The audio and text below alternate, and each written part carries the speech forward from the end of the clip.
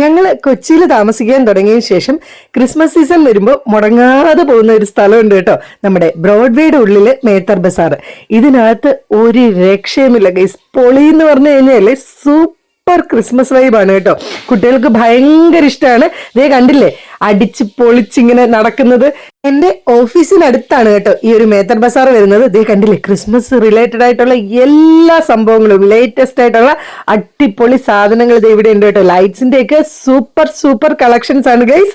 ശരിക്കും ഇല്ലേ, നൈറ്റ് പോകണം, എന്നാലേ ആ ഒരു കറക്റ്റ് വൈബ് നമുക്ക് കിട്ടത്തുള്ളൂ. പക്ഷെ നൈറ്റ് നമുക്ക് ഇവിടെ അടുക്കാൻ പറ്റത്തില്ല കേട്ടോ. തിരക്കെന്ന് പറഞ്ഞാൽ ഭയങ്കര തിരക്കായിരിക്കും.